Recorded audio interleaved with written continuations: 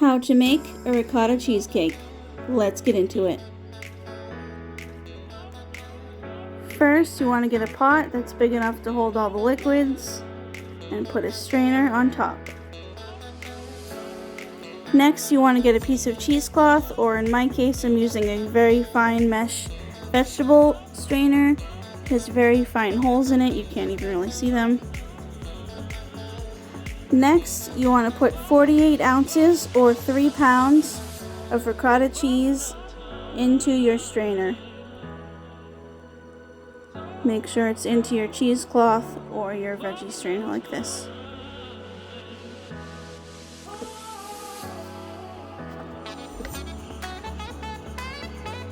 If you're using a cheesecloth, you want to tie it up very tightly. In my case, I'm going to seal the loop here, and then I'll probably tie it. Lastly, you're going to want to put something very heavy on it to help it strain. This is just a pot lid. You want something that'll cover the whole thing, so it'll help it strain better. And I also have this mini cast iron pan to add more weight. It'll just help the straining process. If you don't have any heavy things like that, just find any clean, heavy things to put on top. Cover this in plastic wrap and leave it in the fridge overnight to strain. First, we are going to butter a 12-inch springform pan. Basically just means the bottom and sides come apart. If you don't have a springform pan, that's fine. You can just still use a 12-inch pan. Just make sure it's a pan that you don't mind at the end of it taking a knife and cutting into, because you're definitely not going to be able to just take it out. But regardless, you want to start off with maybe a tablespoon of butter and just start rubbing it all on the bottoms and the sides of your pan. You might need more than a tablespoon. Have at least 2 on hand just in case. I ended up using about 2 tablespoons. Next, you want to pour about 1.5 cups to start of graham cracker crumbs into the pan, and make sure you get it on the bottom and the sides of the pan. You might need more or less, just because you want to make sure there's a nice even layer on the sides and bottom, as well as, at least a little bit of thickness would be nice. And with that done, we're just going to put this to the side until we're ready to use it. Next, we're going to separate 8 egg whites from their egg yolks. Make sure you have 2 bowls. So it's kind of hard to show you this part because I'm recording on my phone, and since one hand is already occupied, it's hard to show you because you got to use 2 hands. But I'll try to explain it. Basically, you crack as evenly and as carefully as possible your egg in half, and then you go over the bowl and you basically gently toss your egg white and your egg yolk from back and forth until the white falls out, and then you can just easily plop the yolk into the other bowl. And no pressure, but try not to get any egg yolks into your egg whites, because I want to say, because we're going to be whipping these later, and I don't think they'll whip up if the yolk is in there. Fair warning. Don't worry if your egg yolks break, that's not important. But when you're done, put these aside until we're ready to use them. Next, we're going to take the ricotta we were straining overnight and put it into either a large bowl or a standing mixer. You don't have to use a standing mixer if you don't want to. You can use a handheld mixer. Just make sure the bowl you're using is large.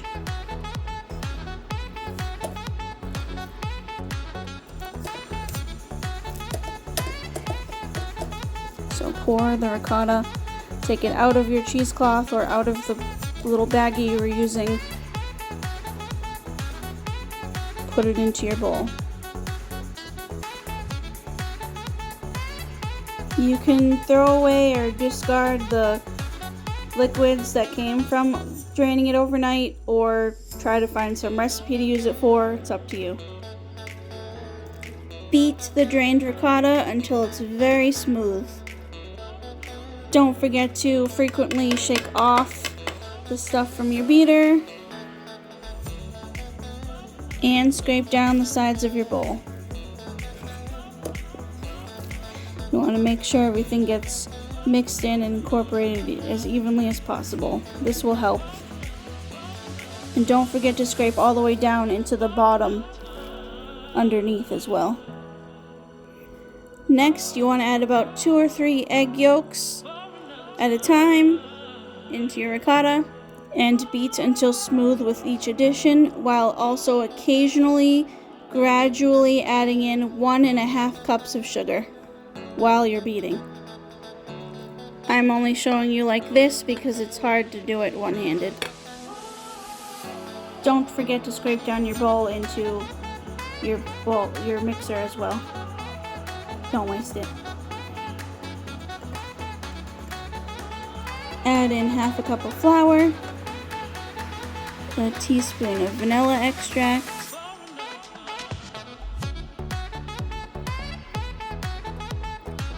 feel free to also add in the rind of 1 fresh lemon and 1 fresh orange. I don't personally like the rind in any of my desserts, so I don't add them.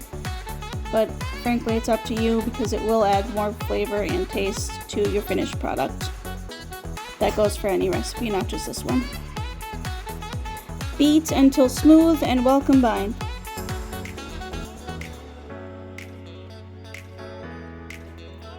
Now in a medium bowl, you want to add 1/2 cup of heavy whipping cream. Now make sure your beaters are very clean, like seriously wash them with soap and water and everything. If they are dirty even a little bit, your heavy cream won't whip up. Whip until the cream holds its shape, but try not to whip it up too much.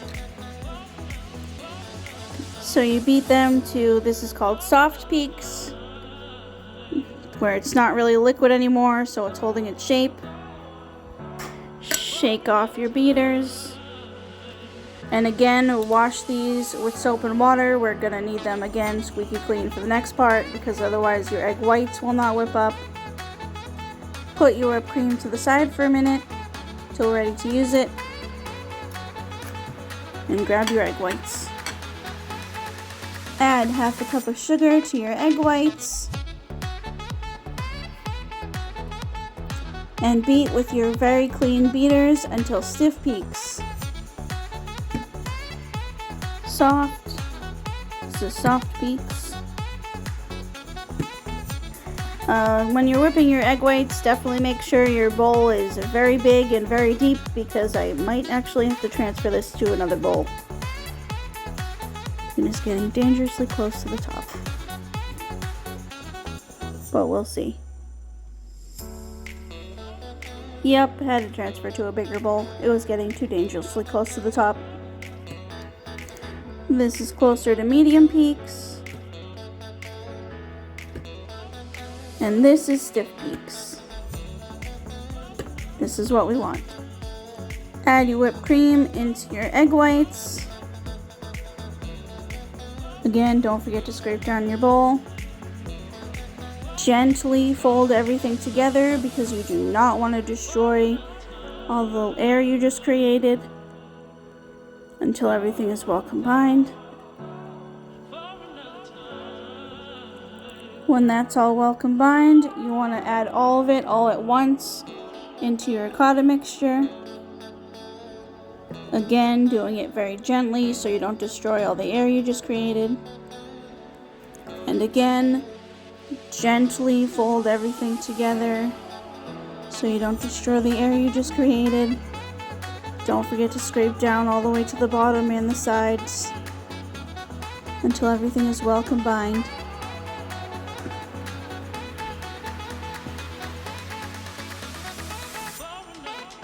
When everything's mixed in well, you want to carefully, again, so you don't destroy the air. I know I keep saying it, but it's very important. You don't want to be left disappointed after all this work. Take your filling and carefully pour it into your pie pan, prepared pan, in one nice even layer. Now I put my pan on a tinfoil lined baking sheet just in case there's a spill. But once it's in one nice even layer, you want to start by baking it off at 425 degrees for 10 minutes. After the 10 minutes, you want to turn your oven down to 350 degrees and bake for 1 hour. After an hour, shut off your oven. Leave the door closed, do not open it at all, and let it sit in here for about 3 to 4 hours until it cools down completely to room temperature. Do not open the oven door. So after 3 to 4 hours, your ricotta cheesecake should be fully cooled down. Take it out of the oven. As you can see, the center kind of sank in a little bit. Don't worry, you did nothing wrong. It's meant to do that. So you can put some fresh fruit or cherry pie filling, blueberry pie filling, whatever you want in the center. So when you cut it, it has a place to sit. But for now, wrap your pie up tightly with plastic wrap and let it sit in the fridge overnight. When you're ready to serve and you're using a springform pan like I am, remove the sides carefully. Put any toppings you would like on top, fresh fruits or any pie fillings you'd like. Slice into your desired slices. This is a very thick pie. And when you're ready, serve and enjoy. Feel free to add whipped cream as well.